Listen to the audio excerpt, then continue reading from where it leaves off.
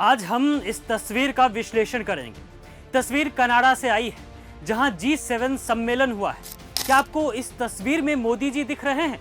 ध्यान से देखिए, अपने दाएं साइड कॉर्नर में पीछे वाले लाइन में, मतलब ये कि हमेशा फोटोबाजी में आगे रहने वाले पीएम मोदी को G7 समिट के फोटो सेशन में पीछे ढकेल दिया गया, क्योंकि मोदी जी दुनिया को अब पीछे से लीड करते हैं। फोटो में तो मोदी जी सही से दिख भी नहीं रहे हैं, लाखों के अपने कपड़े को दिखा भी नहीं पा रहे हैं, यहाँ तक कि कैमरे का फोकस भी मोदी जी पर सही से नहीं जा रहा है।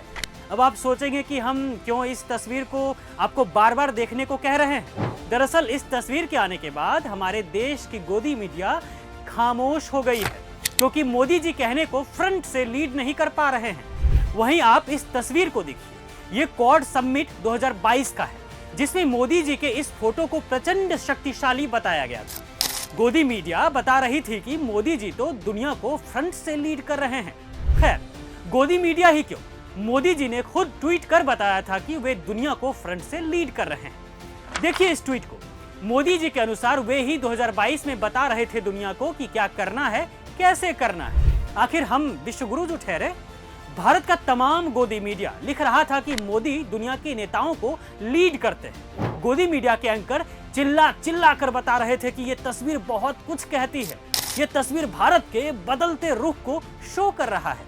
तस्वीर भारत के विश्व गुरु बनने की है। मतलब बाकी वैश्विक नेता जो इस फोटो में आपको दिख रहे हैं, वे मोदी जी के सामने छोटे हैं। उन्हें हमारे देश की मीडिया ने सीधे ढक्कन ही बता दिया था।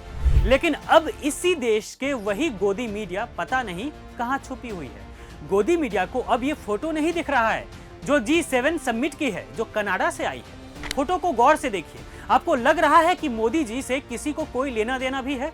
फोटो में जनाब को पीछे ढकेल दिया गया है। फोटो के फ्रंट में ही नहीं आ पाए मोदी जी। एक तो वीडियो भी सामने आई है जिसमें मोदी जी को G7 समिट में शामिल बाकी नेताओं ने पीछे छोड़ दिया। किसी को कोई मतलब नहीं था उनसे। मोदी जी, बात तो वही हो गई कि कल को अगर कोई नेता, मान लीजिए कि ब्राजील के राष्ट्रपति लूला डी सिल्वा ही हो, वो किसी ऐसे जमावड़े में जाएं जहां दुनिया भर के शक्तिशाली नेता उपस्थित हों, वहां अगर लूला डी सिल्वा जी दौड़कर बाकी नेताओं से आगे चलने लगे और अपने कैमरामैन से कहें कि एक अच्छी सी तस्वीर लो और भेज दो ब्राजील, क्योंकि मैं दुनिया को लीड कर रहा हूं, तो इसका मतलब ये थोड़ी ना हो जाएगा कि डी सिल्वा दुनिया को लीड कर रहे हैं। हद हाल है। खाली फोटो खिंचा लेने से लीड करने वाले नेता थोड़े हो जाएंगे मोदी जी आप, बल्कि जो नेता मौजूद होंगे उस जमावड़े में, वे तो सोचेंगे कि क्या ही अजीबोगरीब आदमी है जो आगे भागकर फोटो खिंचाने जा रहा है। 11 साल से मोदी जी ने सिर्फ फोटोबाजी की है, सिर्फ और सिर्फ फोटोबाजी। दुनिया भर में घूमे और अच्छी अच्छी फोटो ली, पर अफसोस ये कि देश के लिए कुछ कर नहीं पाए।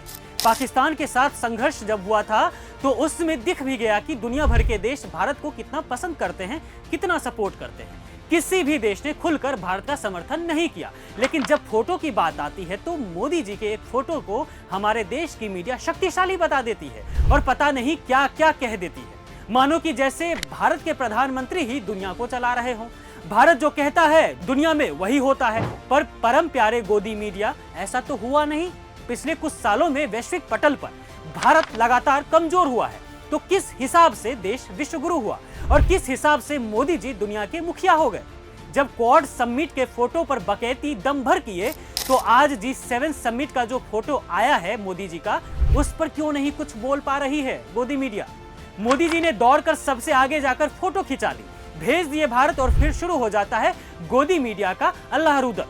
साफ है कि पिछले 11 साल में मोदी जी ने कूद कूद कर फोटो खिंचवाई और उसका इस्तेमाल करके अपनी छवि चमकाई, पर असल में सच कुछ और ही है।